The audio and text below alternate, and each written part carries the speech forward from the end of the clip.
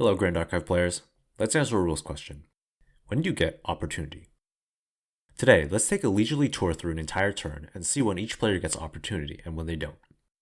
The turn player is the player whose turn it currently is, while the non-turn player is the other player or players. We'll be taking the perspective of the turn player for this video. Each player gets opportunity whenever anything gets added to the stack, including triggered abilities, card activations, and activated abilities. By default, the turn player gets opportunity first. If a player actively adds something to the stack, that is by activating a card or ability, that player gets opportunity first even if they aren't the turn player. Taking multiple actions in this way is referred to as holding opportunity. This doesn't happen with triggered abilities. Some steps and phases provide what's commonly called natural opportunity.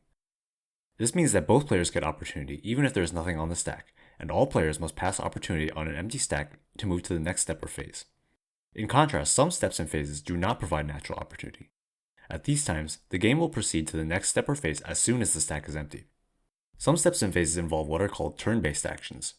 These specific actions do not use the stack and do not provide opportunity. There are also some special actions that behave similarly.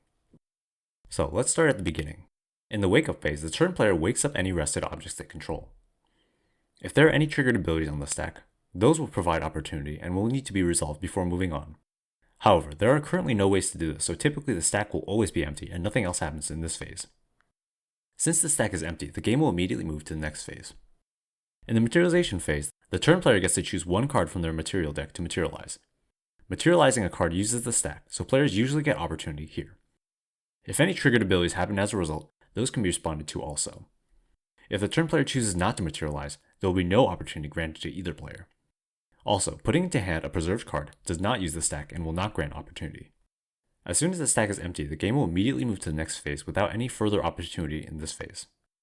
This usually happens when the materialization resolves. However, some materializations may introduce further triggers that can grant opportunity. The recollection phase is the first phase where we get natural opportunity. That is, the game will not automatically move to the next phase if the stack is empty, and both players can take whatever actions they want to and are able to before proceeding to the next phase. I've denoted places with natural opportunity with vertical lines on the turn timeline. When both players have passed on an empty stack, the turn player will recollect all cards in memory as a turn-based action, and the game proceeds to the draw phase. The recollection phase is a good chance to use fast speed actions that require reserve costs, since you'll be recollecting them momentarily.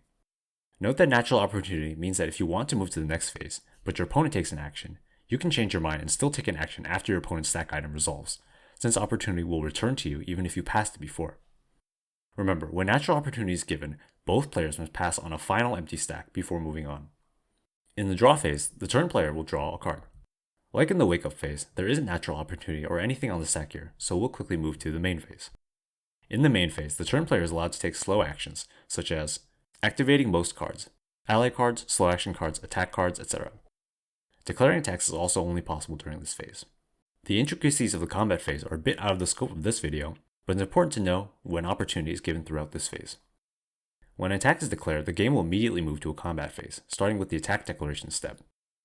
There is no opportunity given in between an attack being declared, the game moving into a combat phase, and the target of the attack being chosen. If there are any triggers resulting from the attack declaration, such as on-attack triggers, players may have opportunity to respond to them, but otherwise opportunity is not given in this step. The next step is the retaliation step, where natural opportunity is given to both players. This is the chance for each player to take fast actions before retaliations are declared at the end of this step. For this reason, this step is also frequently called before retaliation. Once retaliating units have been declared, if any, the game moves to the damage step, also known as before damage. This step also has natural opportunity and represents the last possible opportunity before combat damage is calculated and dealt at the end of this step. There is no opportunity during damage calculation, and combat damage is dealt simultaneously to all combatants. The last step in the combat phase is the end of combat step. Natural opportunity is not given in this step. Any triggers that resulted from combat damage, such as on hit, on kill, on death, etc., are put onto the stack and resolved here.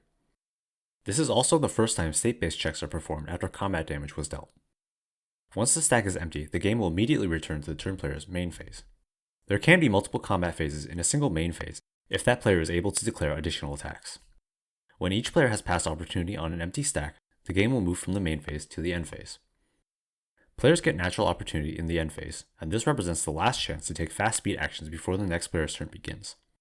Remember, opportunity is not given before the next materialization phase, so if you'd like to put some floating memory in your graveyard, or use any rest abilities before the next wake up phase, this would be your last chance. Let's have a lightning round recap.